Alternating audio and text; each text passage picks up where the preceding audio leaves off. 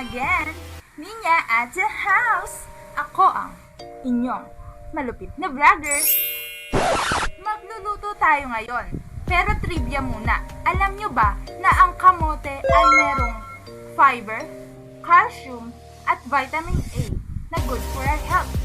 Bukod sa mura ang kamote, kaysa sa karaniwang fries na ginagamit na patatas, ay masarap din ito. Kaya ngayon, tuturuan ko kayo kung paano nga ba gumawa ng kamote fries. So, let's start!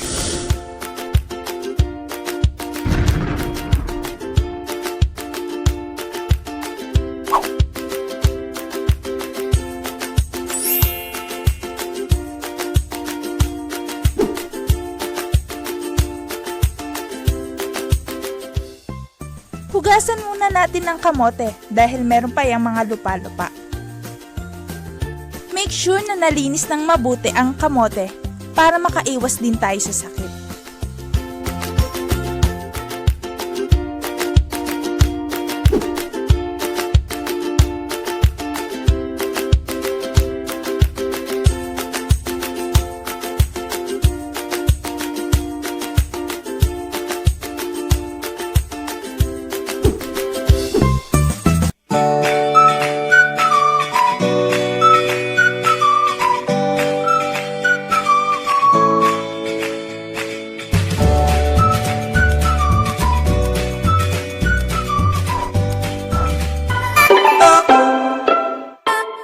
Pagkatapos hugasan, ay balatan naman natin ito gamit ang peeler o kutsilyo.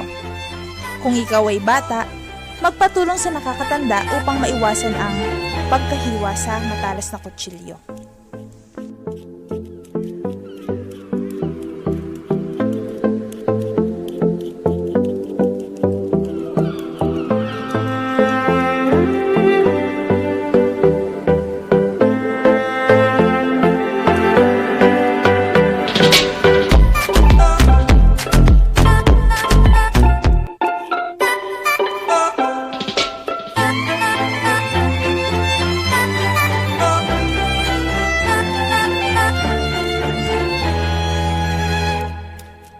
Inches later, a few moments later, eventually, meanwhile, one eternity later.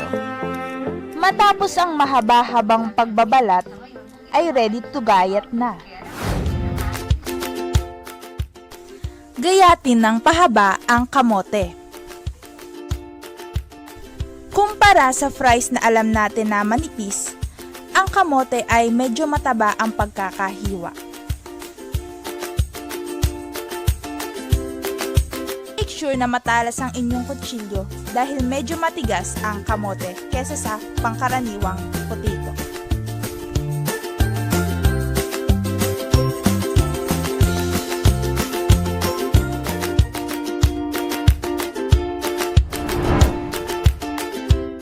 Finally, gayat na! Excited na akong magluto!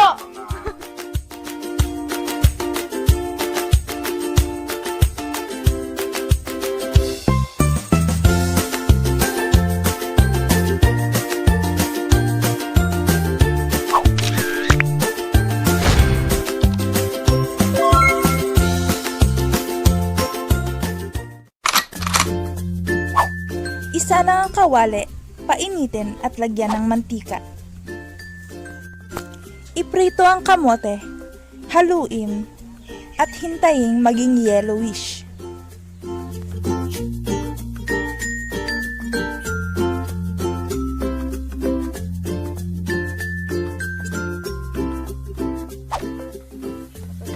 Pagkaluto na ang kamote, ay patuluin ng mantika at ilagay sa isang lagayan ang kamote.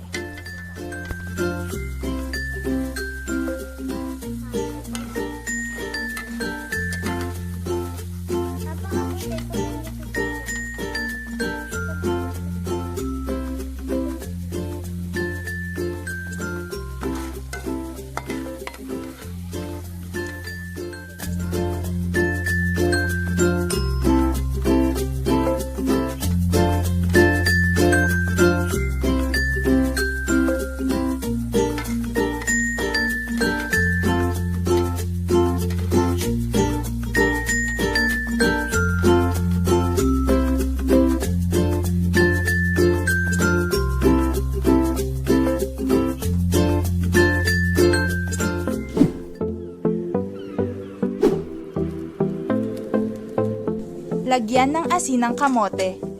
Depende kung gaano kadami ang kamote dito.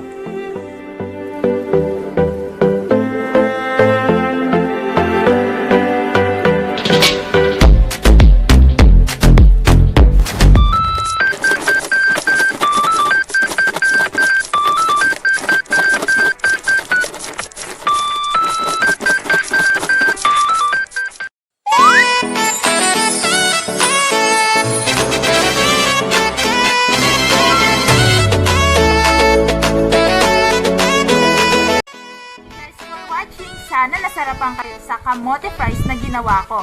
Thank you nga pala sa mga tumulong sa akin. Shout out! Kasi San Juan, kapatid ko. Sunshine San Juan, ang cute kong kapatid. At syempre, si Kyle na tumulong din sa akin. Thank you!